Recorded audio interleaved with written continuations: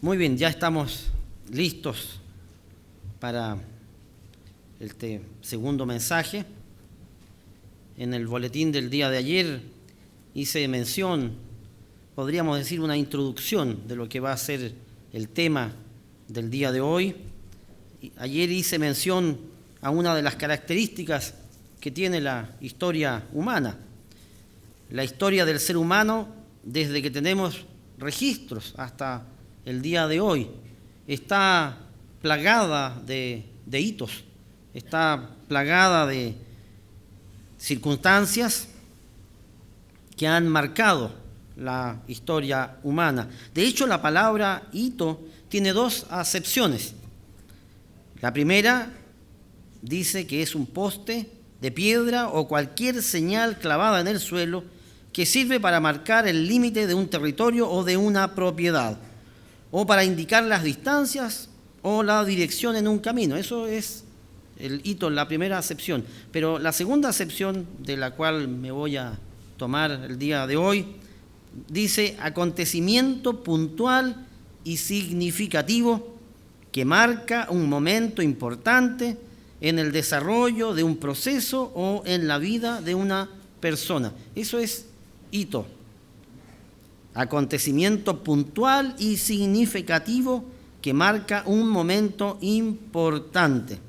La historia humana está plagada de hitos.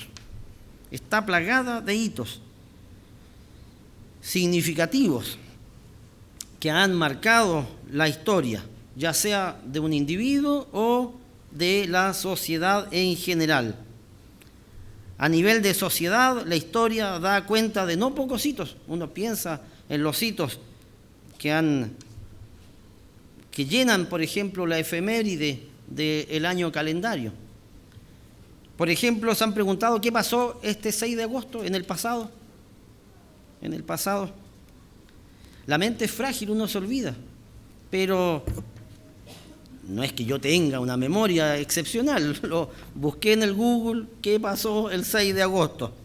Y hay muchos hitos, muchas cosas que han pasado un 6 de agosto en el pasado. Por ejemplo, a las personas que tienen, que les gusta la epidemiología, deberíamos saber que en 1804 comenzó la epidemia de fiebre amarilla en Málaga. Esta epidemia mató casi 11.500 personas. No es menor, 11.500 personas son mucho más que los que estamos aquí reunidos. También en 1921, un 6 de agosto, Hitler asciende al poder del partido nazi, con lo cual se empieza a fraguar la Segunda Guerra Mundial. A los que les gusta la literatura, en 1954 se publicó en Londres La Comunidad del Anillo, la primera de las 3 publicaciones de J.J. Tolkien, que se ha llevado a películas y todo. En 1958, Estados Unidos crea la NASA, la Agencia Espacial. En 1981, boda del príncipe Carlos de Inglaterra y Diana Spencer del Reino Unido. Cuando vi esta noticia me recordé, yo estaba en Osorno, vivía en esos años, y me recuerdo que esta ceremonia o este evento se llenó la prensa, los diarios y la televisión. Me recuerdo allí a la novia que iba con un tremendo vestido, un gigantesco vestido blanco, pero que no sé cuánto me diría, pero a mí me resultó muy impactante toda esa ceremonia y todo lo que se vivió y todo el despliegue y el recurso. Y sin embargo, pasan los años y si no es porque hoy día veo que el 6 de agosto dice que eso ocurrió en el año 81, yo no me habría acordado.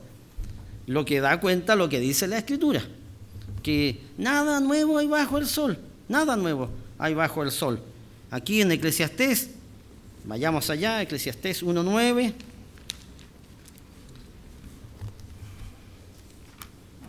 En Eclesiastés 1:9.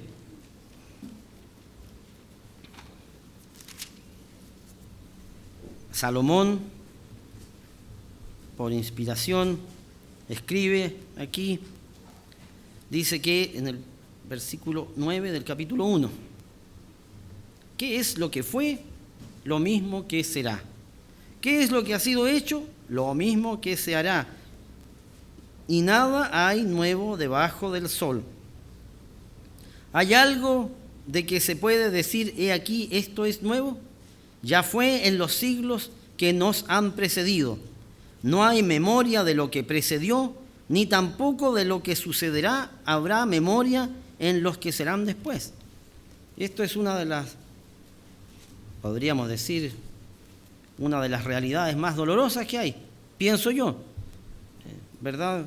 A veces la vida tiene hitos que a nosotros nos resultan tremendamente importantes, pero las siguientes generaciones no necesariamente recuerdan aquellos hitos que para nosotros han sido tremendamente importantes, porque nuestra memoria suele ser frágil. Nos olvidamos luego de las cosas que nos han pasado. La vida tiene aquello. Fácilmente olvidamos. Y si eso pasa en la historia reciente, ¿qué más queda para los hitos que marcaron a la humanidad en las épocas remotas de nuestra existencia? Si uno no se acuerda de lo que pasó el 6 de agosto del año pasado, ¿qué más pensar qué habrá pasado o en 6 de agosto, no sé, de hace 50, 100, 200, 1000 años atrás? Y entonces, cuando uno se pregunta a nivel de sociedad, ¿qué hitos han marcado la historia de la humanidad? ¿En dónde podemos buscar esa información? La Biblia es nuestro referente y la Biblia trae un innumerable número, vale la pena la redundancia, trae muchos hitos que han marcado la historia, tanto a nivel sociedad, tanto a nivel individual. Vamos a repasar algunos de ellos.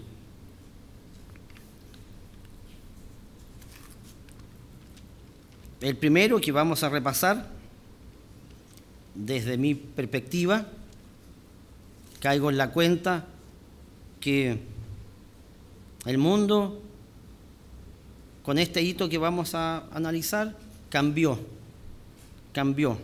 Diríamos que fue un punto de inflexión en toda la historia de la humanidad, al punto que los historiadores dicen: vivimos en los tiempos postdiluvianos. Fue tan importante este hito que dividió al mundo en la historia en antes del diluvio y después del diluvio. El hito al cual me estoy refiriendo precisamente es el hito del diluvio. El diluvio definitivamente marca a nuestra sociedad, convirtiendo a nuestra sociedad, como digo, en antediluviana y postdiluviana. Vayamos allá a Génesis.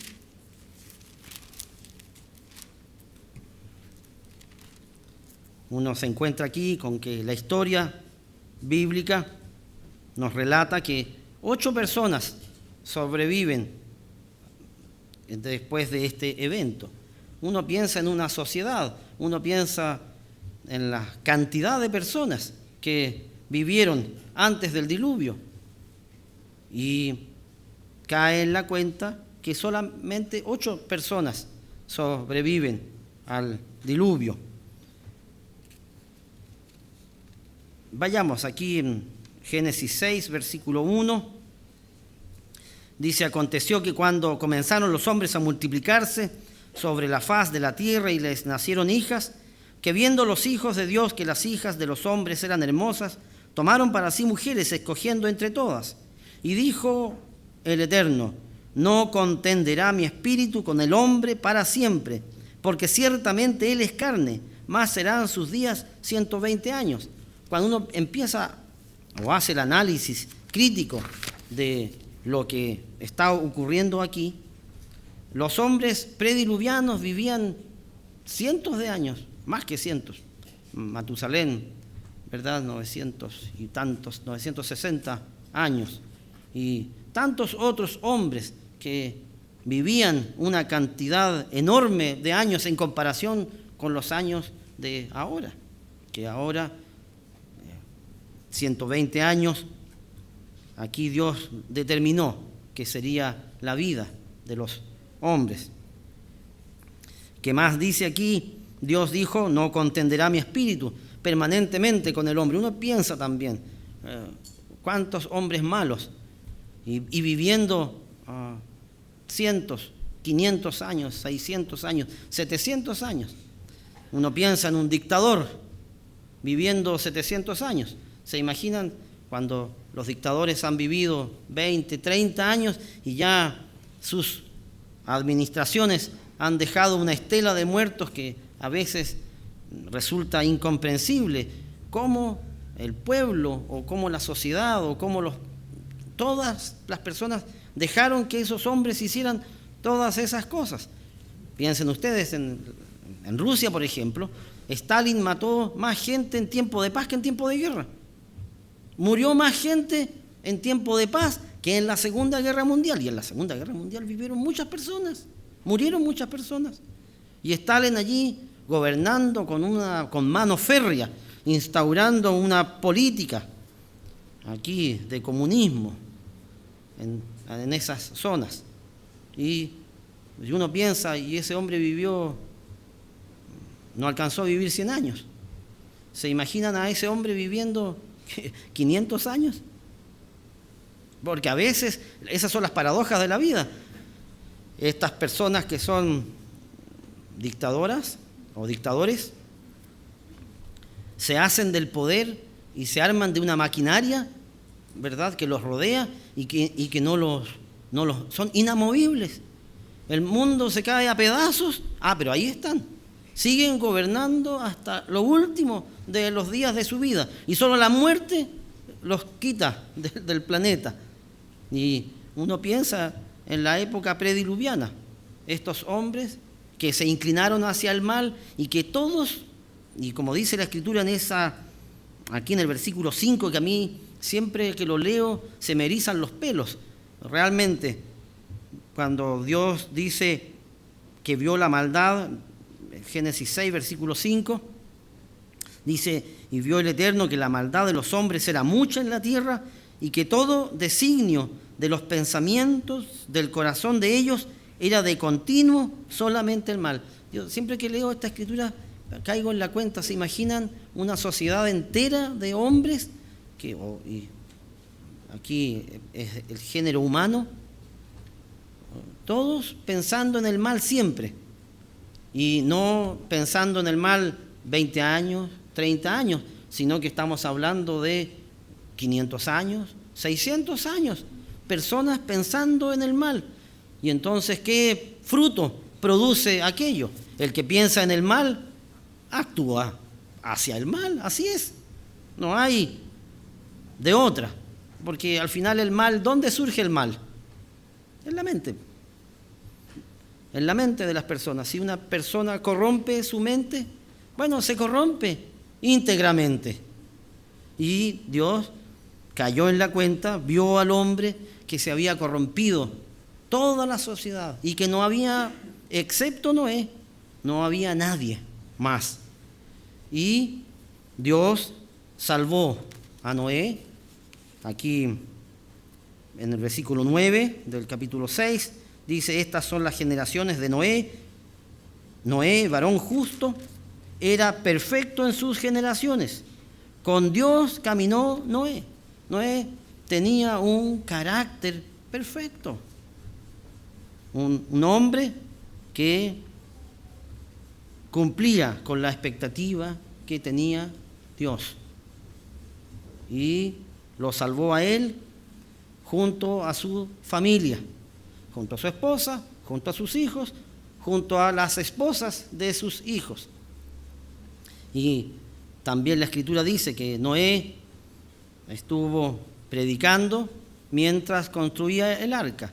Y cuando uno piensa cómo construyeron el arca, también no construyeron el arca con la tecnología que tenemos ahora. Aquí no estaban maquinarias, por ejemplo, estas torres que uno ve alrededor, que construyen 20, 30, 40, 50 pisos. No, aquí uno piensa, lo hicieron a pulso, construyendo el arca, a pulso. Es probable que hayan contratado a algunas otras personas, uno piensa, eso no está escrito, uno saca estas cuentas. No obstante, el diluvio marcó a esa generación. Marcó esa generación. Y el diluvio todavía da cuentas de todo ello. Ahora, hay muchas personas que han dejado de creer en el diluvio. No obstante, porque hayan dejado de creer, la pregunta es, ¿ocurrió o no ocurrió? Claro que ocurrió. La Biblia lo dice y nosotros creemos en la Biblia. Y los hallazgos científicos dan cuenta de un diluvio universal, no de un diluvio local, como se ha mencionado en el pasado, es el diluvio universal. Así es que cuando uno piensa en la historia de la humanidad, uno cae en la cuenta que el diluvio es uno de los hitos que marcan nuestra historia. El otro hito que marca nuestra historia postdiluviana es Babel. Babel. La torre de Babel hizo que el mundo y su sociedad cambiara para siempre. ¿Cómo que no? La sociedad postdiluviana pre-Babel. Hay que empezar a acotar aquí, ¿verdad? La sociedad postdiluviana pre-Babel tenía una característica que no tenemos nosotros en la actualidad. ¿Cuál era esa característica? Todos tenían un mismo idioma. Babel señala el día en que el mundo cambia. El mundo cambió para siempre, nunca más volvió a ser el mismo, puesto que aquí Dios confundió las lenguas de la sociedad, de manera que cuando se hace el análisis, 70 naciones surgen de post-Babel. Y uno piensa, 70 naciones por 70 lenguas, 70 raíces lingüísticas surgen allí en Babel. Y el mundo definitivamente cambió para siempre después de Babel. El otro hito que nos marca como sociedad, cuando ya uno empieza a acotar, es el llamamiento de Abraham. Abraham es un descendiente de Noé por la línea de Sem. Y Dios llama a Abraham de aquí. Vayamos a Génesis. Y el llamamiento de Abraham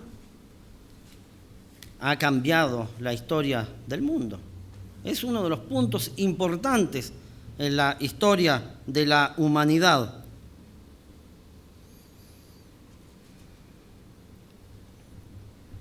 En Génesis 12, en el versículo 1, dice: pero el Eterno había dicho a Abraham: vete de tu tierra y de tu parentela y de la casa de tu padre a la tierra que te mostraré. Y haré de ti una nación grande y te bendeciré y engrandeceré tu nombre y serás bendición. Bendeciré a los que te bendijeren y a los que te maldijeren maldeciré. Y serán benditas en ti todas las familias de la tierra. Esta promesa, podríamos decir, ha impactado al mundo. Ha impactado al mundo desde esa época hasta nuestros días.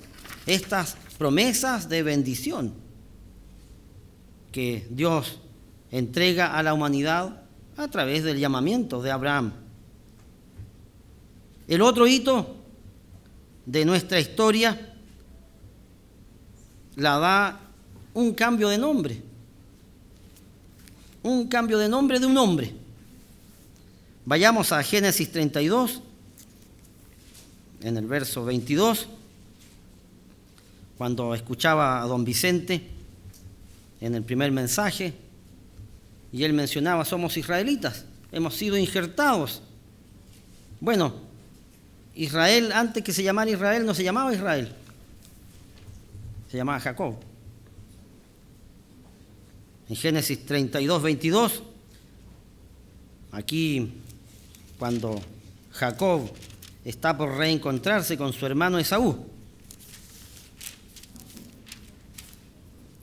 la Escritura dice, aquí 32,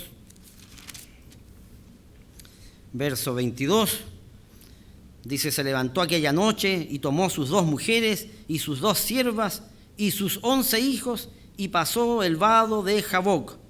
Los tomó pues e hizo pasar el arroyo a ellos y a todo lo que tenía. Así se quedó Jacob solo y luchó con él un varón hasta que rayaba el alba. Y cuando el varón vio que no podía con él, tocó en el sitio del encaje de su muslo y se descoyuntó el muslo de Jacob mientras con él luchaba. Y dijo, déjame porque raya el alba. Y Jacob le respondió, no te dejaré si no me bendices. Y ya Jacob estaba lesionado. Y el varón le dijo, ¿cuál es tu nombre? Y él respondió, Jacob. Y el varón le dijo, no se dirá más tu nombre Jacob, sino Israel, porque has luchado con Dios y con los hombres y has vencido. El nombre de Israel tiene una tremenda importancia y es uno de los hitos que han marcado nuestra historia. El nombre de Israel tiene en sí mismo un significado tremendamente importante, porque dice, has luchado con Dios y con los hombres. ¿Y qué dice? ¿Te has derrotado? ¿Has sufrido? No, dice, has vencido. Por eso cuando esto de ser israelita tiene en sí mismo un tremendo valor, en sí mismo, porque da cuenta de lo que Dios nos pide para que seamos o tengamos ese nombre. Dios nos ha llamado para que venzamos, no para que claudiquemos, sino para vencer.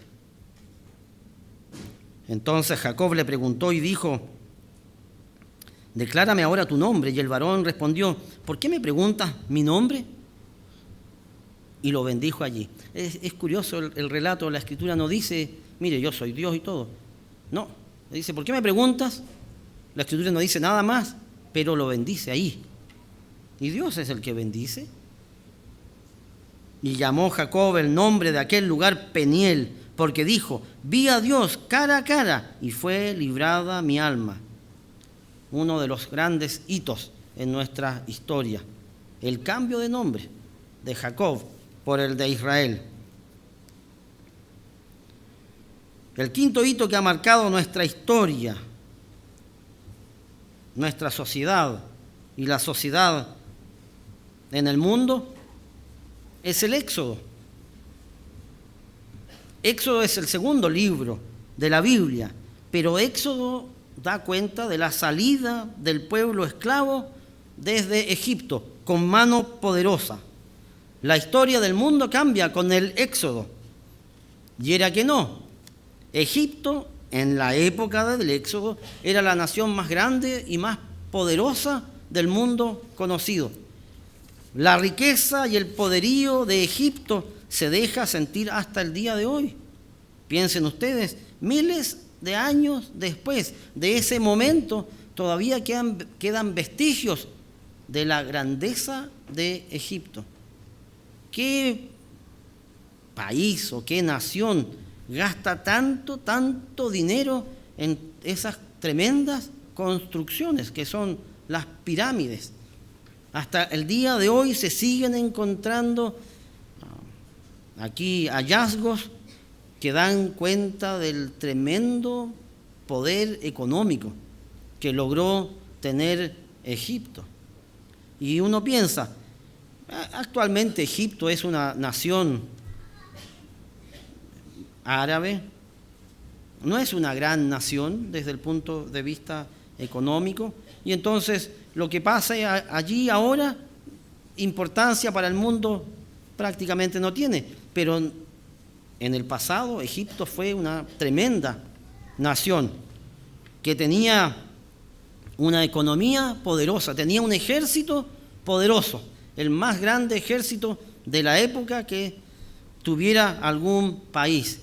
Y era que no, los israelitas salen con mano poderosa. La salida del pueblo de esclavos de sus territorios es uno de los grandes hitos de nuestra historia. Y podríamos decir que el hito que marca la salida del pueblo de Israel de Egipto es Pascua. La primera Pascua. Aquí en Éxodo 12, verso 1, Dios dice, o habló el Eterno a Moisés y a Aarón en la tierra de Egipto, diciendo: este mes os será principio de los meses. Para vosotros será el primero de los meses del año. Así es que ya uno piensa, Dios va señalando este momento en la historia de la humanidad y le va diciendo a su pueblo que este mes de Nisán sería el primero de los meses. Dice: hablad a toda la congregación de Israel, diciendo: en el 10 de este mes tómese cada uno un cordero según las familias de los padres, un cordero por familia. Mas si la familia fuere tan pequeña que no baste para comer el cordero, entonces él y su vecino inmediato a su casa tomarán uno, según el número de las personas, conforme al comer de cada hombre. Haréis la cuenta sobre el cordero. El animal será sin defecto, macho de un año. Lo tomaréis de las ovejas o de las cabras, y lo guardaréis hasta el día 14 de este mes, y lo inmolará toda la congregación del pueblo de Israel entre las 2 tardes. Y tomarán de la sangre y la pondrán en los 2 postes, y en el dintel de las casas en que lo han de comer. Y aquella noche comerán la carne asada al fuego, y panes sin levadura, con hierbas amargas lo comerán. Ninguna cosa comeréis de él cruda, ni cocida en agua, sino asada al fuego, su cabeza con sus pies y sus entrañas. Ninguna cosa dejaréis de él hasta la mañana, y lo que quedare hasta la mañana lo quemaréis en el fuego. Esa noche el pueblo de Israel salió liberado de Egipto. Un hito tremendo, tremendo. La nación más poderosa, subyugada por sus esclavos. Ahora, nosotros entendemos, no fue subyugada por sus esclavos, sino por el Dios de los esclavos. En la historia secular se le ha quitado el sitial que se merece este hito. Uno piensa en la historia secular. ¿Quién habla de la Pascua en el mundo, dándole la importancia que tiene? Esa noche el pueblo de Israel salió liberado, con mano poderosa, como dice, y brazo extendido, como dice la Escritura. Mano poderosa y brazo extendido. Dios defendiendo a su pueblo. Y ante los hombres, Dios sobrepasa todo poder humano. Eso queda claro. Cuando uno lee el relato, uno se encuentra con que no hay hombre, ni poder de hombre, ni nación poderosa que pueda contenerse ante el poder de Dios. Eso es un hito, algo que queda indeleble en la historia. Podrán creer o no creer, pero no pueden negar que Dios fue el que actuó allí. Y la historia ha quedado allí para que aprendamos de ella.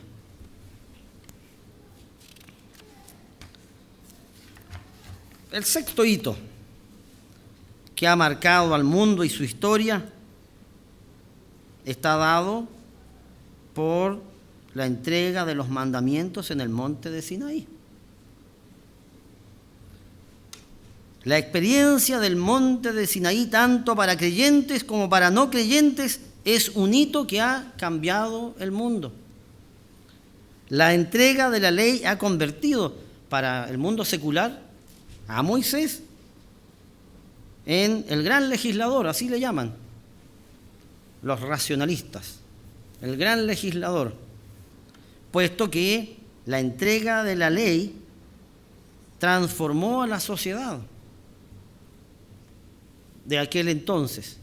Les dio leyes a una sociedad de esclavos que venía sin leyes y que regula la relación del hombre con Dios y del hombre con el hombre. Los 10 mandamientos traen allí aquella característica.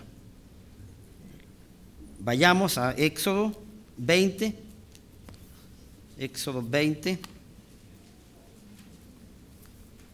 Los 10 mandamientos tienen esta característica. Enseñan al hombre a relacionarse con Dios y enseñan al hombre a relacionarse con los otros hombres.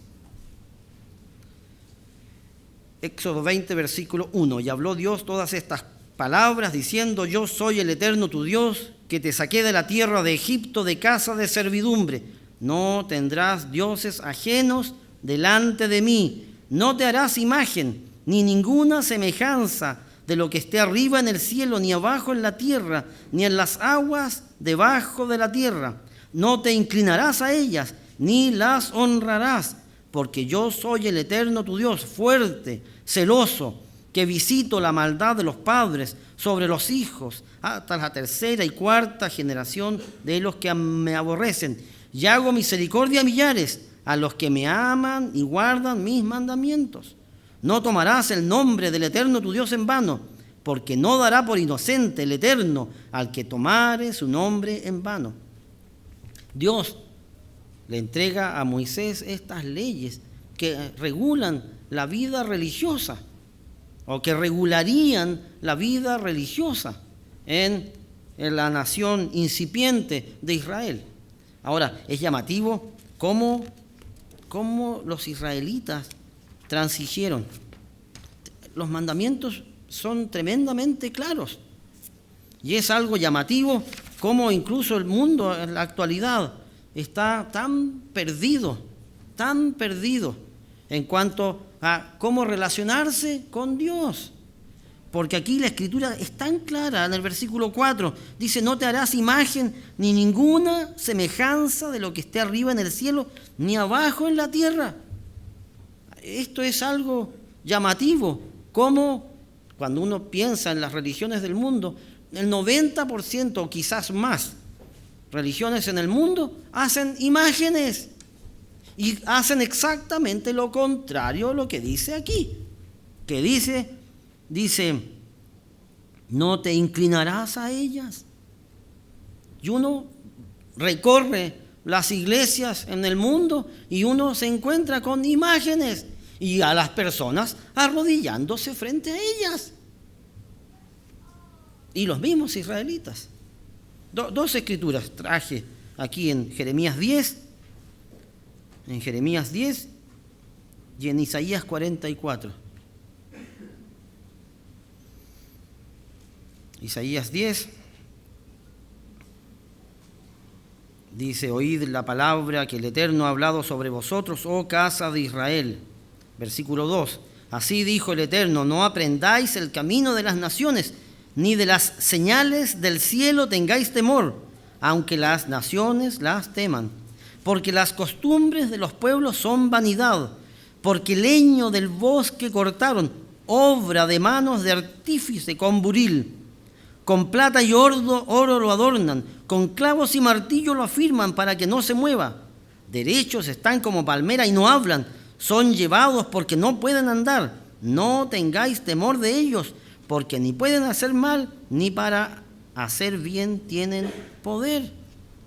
Y uno ve las naciones que hacen aquello. En Isaías 44, en el verso 9, dice: los formadores de imágenes de talla, todos ellos son vanidad, y lo más precioso de ellos para nada es útil, y ellos mismos son testigos para su confusión. de que los ídolos no ven ni entienden. Isaías 44, verso 9, Isaías 44, verso 10. ¿Quién formó un Dios o quién fundió una imagen que para nada es de provecho? He aquí que todos los suyos serán avergonzados, porque los artífices mismos son hombres. Todos ellos se juntarán, se presentarán, se asombrarán y serán avergonzados a una. El herrero toma la tenaza, trabaja en las ascuas, le da forma con los martillos y trabaja en ello con la fuerza de su brazo. Luego tiene hambre y le faltan las fuerzas, no bebe agua y se desmaya. El carpintero tiende la regla, lo señala con almagre, lo labra con cepillos, le da figura con el compás, lo hace en forma de varón, a semejanza de hombre hermoso para tenerlo en casa. Corta cedros y toma ciprés y encina, que crecen entre los árboles del bosque, planta pino que se críe con la lluvia. De él se sirve luego el hombre para quemar y toma de ellos para calentarse. Enciende también el horno y cuece panes. Además, hace un dios y lo adora. Fabrica un ídolo y se arrodilla delante de él. Aquí la Escritura trae esta forma tan, ¿cómo podríamos definirla? Una forma tan rústica, si se quiere, de relacionarse con Dios. Toma un leño y le ha dado forma y dice, este es mi Dios, y se arrodilla delante de él, pero del mismo árbol hace fuego y se calienta. Es tan irracional esa forma de relacionarse con Dios. Pero llama la atención, estos hombres fueron educados y tenían la ley de Dios para aprender de ella. Y aún así, teniendo la verdad frente a sus narices, allí estaban transigiendo los mandamientos de Dios. Es como la historia del ser humano en general. Tenemos las leyes de Dios para ordenar nuestras vidas y no ordenamos nuestras vidas.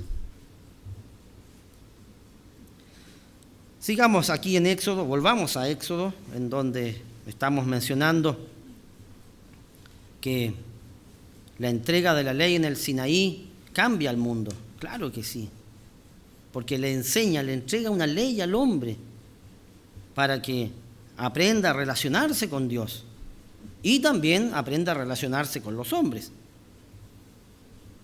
entre hombres. Verso 8 de Éxodo 20. Acuérdate del día sábado para santificarlo. 6 días trabajarás y harás toda tu obra, mas el séptimo día es reposo para el Eterno tu Dios. No hagas en él obra alguna.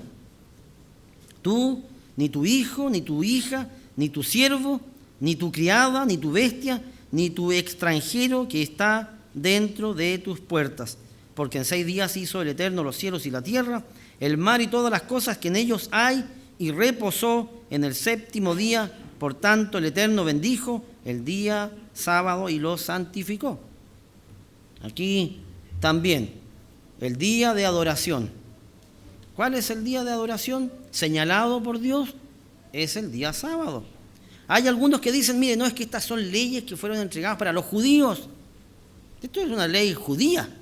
El día sábado señala a los judíos, no señala a los cristianos en general. No obstante, no se olviden que allí en el monte de Sinaí estaban todos los israelitas, incluyendo Judá.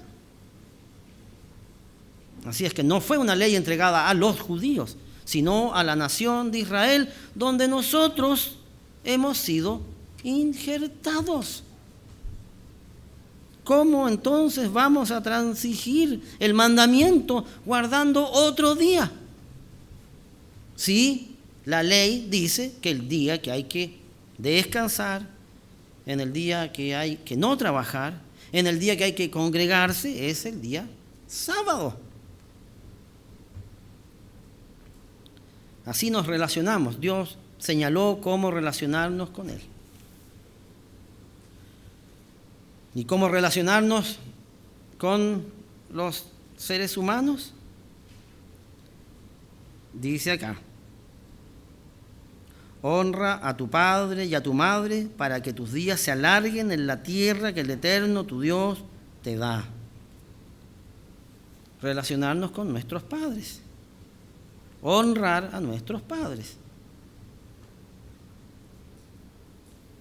En vida de nuestros padres, entiendo yo. ¿Qué más dice? No matarás, no cometerás adulterio.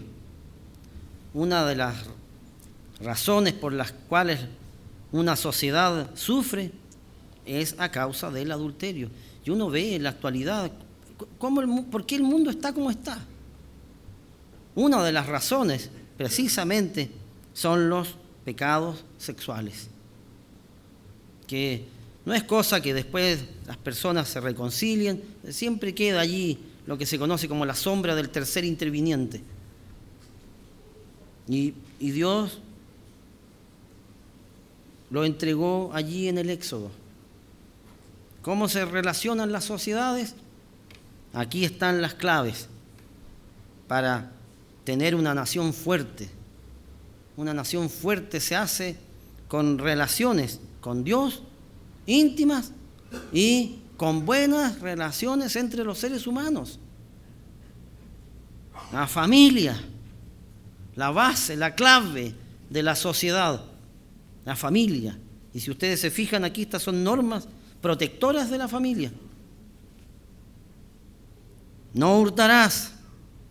Si hay algo que daña las relaciones humanas es cuando ha habido robo, porque comienzan las desconfianzas. 16. No hablarás contra tu prójimo falso testimonio. Si hay algo que daña las relaciones humanas es esto. Hablar contra tu prójimo falso testimonio. Y el verso 17, no codiciarás la casa de tu prójimo, no codiciarás la mujer de tu prójimo, ni su siervo, ni su criada, ni su buey, ni su asno, ni cosa alguna de tu prójimo. La ley entregada en el Sinaí también abarca leyes sobre los esclavos, leyes sobre actos de violencia, leyes de las responsabilidades de amos y dueños, leyes sobre la restitución, leyes humanitarias y las 3 fiestas anuales, que también fueron entregadas. Aquí podemos leerlo en Éxodo 23, en el verso 14. También cuando se habla de las fiestas santas, algunos dicen, no, es que estas son fiestas judías. Les tengo que decir que las fiestas santas fueron entregadas en el Sinaí. Y dice aquí, verso 14, 3 veces en el año me celebraréis fiesta. La fiesta solemne, la fiesta de los panes sin levadura guardarás. 7 días comerás los panes sin levadura, como yo te mandé en el tiempo del mes de Abib, porque en él saliste de Egipto y ninguno se presentará delante de mí con las manos vacías. También la fiesta de la siega, la fiesta de las semanas o la fiesta de Pentecostés, los primeros frutos de tus labores que hubieres sembrado en el campo, y la fiesta de la cosecha a la salida del año, cuando hayas recogido los frutos de tus labores del campo. 3 veces en el año se presentará todo varón delante del Eterno el Señor. Las fiestas santas de Dios. ¿Cómo no va a ser un hito para la humanidad la entrega de la ley allí en el Sinaí? 7º hito que ha marcado nuestra historia. Cristo. Cristo es el hecho noticioso de todas las épocas. Es el hito que ha marcado nuestra historia.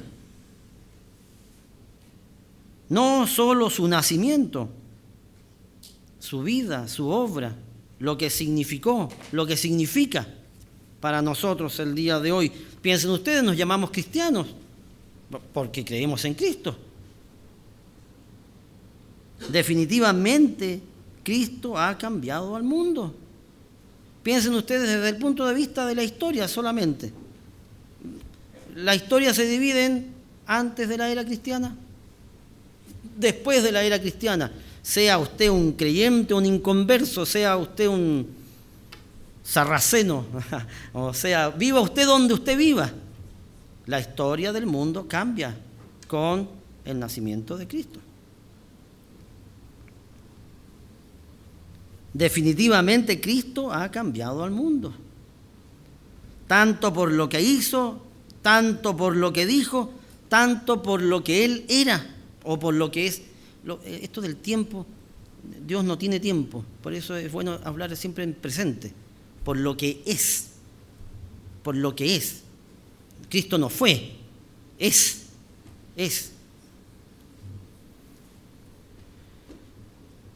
Así como el monte del Sinaí, Dios entrega la ley, en el Sermón del Monte, Dios dice que le da su forma completa.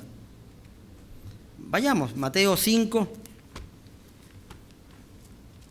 En Mateo 5, esta es una de las escrituras más relevantes de todo el Nuevo Testamento, cuando hay algunos particularmente que piensan que Cristo vino a abolir la ley, esta ley de los mandamientos y de las fiestas santas que acabamos de leer, que Cristo vino a cambiar aquello. Así que no hay que guardar ni los mandamientos, ni guardar las fiestas santas, ni guardar nada. Y Cristo no dijo eso. De hecho, aquí en Mateo 5, verso 17, dice: no penséis que he venido para abrogar la ley o los profetas. No he venido para abrogar, sino para cumplir. Y aquí la palabra cumplir viene del griego pleró, que significa dar su forma completa.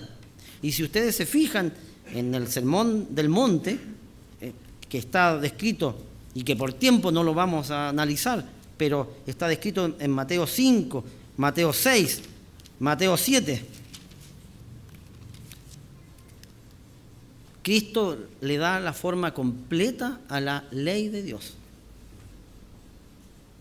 A la ley de Dios. Le da el componente espiritual a la ley de Dios.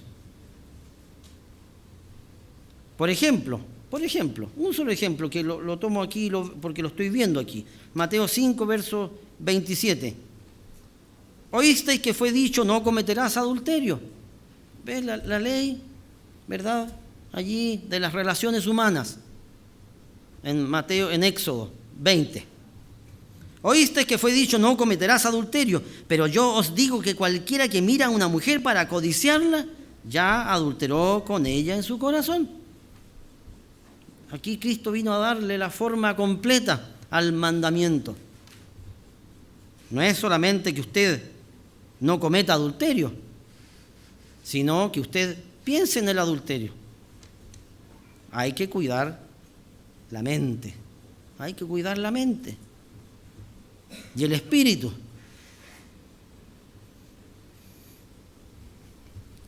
Por tanto, si tu ojo derecho te es ocasión de caer, sácalo y échalo de ti, pues mejor te es que se pierda uno de tus miembros y no que todo tu cuerpo sea echado al infierno. El hito que cambió nuestra historia. Jesús. Aquí en Juan.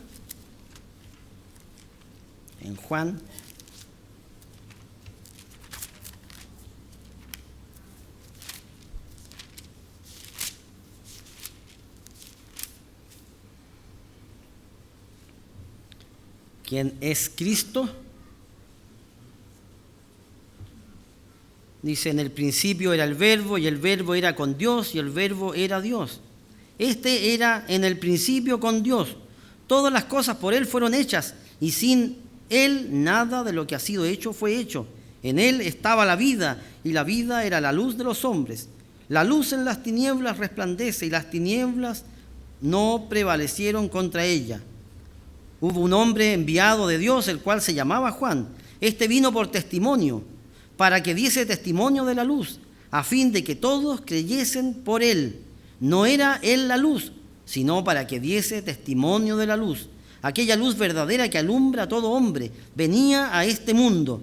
En el mundo estaba y el mundo por Él fue hecho, pero el mundo no le conoció. A lo suyo vino y los suyos no le recibieron. Es la tristeza, ¿verdad?, que queda. Que los suyos no le recibieron. Su pueblo no le recibió. Mas a todos los que le recibieron, a los que creen en su nombre, les dio potestad de ser hechos hijos de Dios, los cuales no son engendrados de sangre, ni de voluntad de carne, ni de voluntad de varón, sino de Dios. Y aquel Verbo fue hecho carne y habitó entre nosotros, y vimos su gloria, gloria como del unigénito del Padre, lleno de gracia y de verdad. Juan dio testimonio de él y clamó diciendo: este es de quien yo decía, el que viene después de mí es antes de mí, porque era primero que yo, porque de su plenitud tomamos todos, y gracia sobre gracia. Pues la ley por medio de Moisés fue dada, pero la gracia y la verdad vinieron por medio de Jesucristo, la obra de Jesucristo. Estos 7 hitos han marcado nuestra historia. Pero, como ustedes pueden caer en la cuenta, la historia no está terminada. No se ha cerrado el ciclo de la historia humana. Aún falta otro hito en la historia de la humanidad. El hito octavo. El hito octavo. ¿Cuál es el hito octavo? El retorno de nuestro Señor Jesucristo en gloria y majestad. En gloria y majestad. Ya no como un humilde carpintero, sino como Rey de Reyes y Señor de Señores. El hito que va a cambiar de nuevo la historia de la humanidad y que la va a convertir, según los historiadores, porque después yo entiendo que igual van a haber historiadores y van a contar todo aquello y van a decir: antes del retorno de Jesucristo se vivía así y después del retorno de Jesucristo se vive así. ¿Cómo se va a vivir en aquel entonces? Aquí Zacarías 14 habla de ese momento. En Zacarías 14, verso 4, dice: y se afirmarán sus pies en aquel día sobre el monte de los olivos, que está enfrente de Jerusalén al oriente, y el monte de los olivos se partirá por en medio hacia el oriente y hacia el occidente, haciendo un valle muy grande, y la mitad del monte se apartará hacia el norte y la otra mitad hacia el sur. Y huiréis al valle de los montes, porque el valle de los montes llegará hasta Asal. Y acontecerá que en ese día no habrá luz clara ni oscura. Será un día el cual es conocido del Eterno, que no será ni día ni noche, pero sucederá que al caer la tarde habrá luz. Acontecerá también en aquel día que saldrán de Jerusalén aguas vivas, la mitad de ellas hacia el mar oriental y la otra mitad hacia el mar occidental, en verano y en invierno. Y el Eterno será rey sobre toda la tierra. En aquel día el Eterno será uno y uno su nombre. Aquí Jesucristo gobernando en todo el mundo. Ya no van a haber aquí discusiones a este respecto. Aquí no van a haber religiones allí, religiones allá, y arriba y abajo, y cada uno decidiendo o haciendo lo que les parece correcto. Ese día Jesucristo gobernando desde Jerusalén hacia el resto del mundo, instaurando su reino, instaurando sus leyes, gobernando como puede solamente gobernar Él, un rey justo, un rey que va a entender nuestras debilidades, más también que va a conocer nuestros corazones. Aquí no es solamente, ¿verdad?, justificaciones. No, es que yo no hago esto porque no puedo, no hago aquello porque no. Él va a conocer nuestros corazones y Él va a saber por qué uno hace lo que hace. Y además, cuando uno piensa en ese mundo, se va a guardar la fiesta de los tabernáculos. Cuando las personas dicen, no, mire que eso es para los judíos, no, que eso es para otro tiempo. Aquí esta escritura dice que en ese tiempo se va a guardar la fiesta de los tabernáculos. Dice, verso 16, y todos los que sobrevivieren de las naciones que vinieron contra Jerusalén subirán de año en año para adorar al Rey, al Eterno de los ejércitos, y a celebrar la fiesta de los tabernáculos. Ya no tendremos excusas para guardar o no guardar las fiestas santas de Dios. El hito de los hitos será cuando Jesucristo regrese e instaure su reino al cual usted y yo estamos invitados a participar, siempre y cuando. Porque es cierto, tenemos enormes promesas que han sido hechas para todos los que estamos aquí. Pero esas enormes promesas tienen una condición. Y quisiera terminar este mensaje con una escritura en Apocalipsis 22.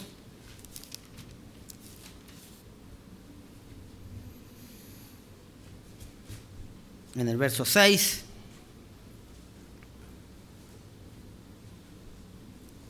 Aquí Juan, por inspiración, describe algo de lo cual debemos ser conscientes o debemos estar conscientes.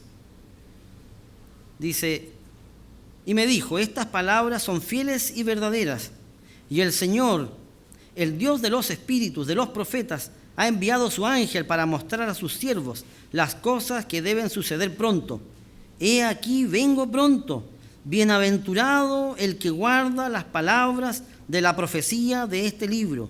Yo, Juan, soy el que oyó y vio estas cosas, y después que las hube oído y visto, me postré para adorar a los pies del ángel que me mostraba estas cosas. Pero él me dijo, mira, no lo hagas, porque yo soy consiervo tuyo, de tus hermanos los profetas y de los que guardan las palabras de este libro. Adora a Dios. Y me dijo, no sellen las palabras de la profecía de este libro, porque el tiempo está cerca. El que es injusto, sea injusto todavía. Siempre me ha llamado la atención esta escritura, porque dice aquello, el que sea injusto todavía. Y el que es inmundo, sea inmundo todavía. Y el que es justo, practique la justicia todavía. Y el que es santo, santifíquese todavía. He aquí yo vengo pronto, y mi galardón conmigo, para recompensar a cada uno según sea su obra. Mire, si un injusto quiere seguir siendo injusto, bueno, que sea injusto. Pero sepa bien que la Escritura dice que van a ser evaluadas nuestras vidas. Y cada uno recibirá la recompensa de la obra que haya hecho.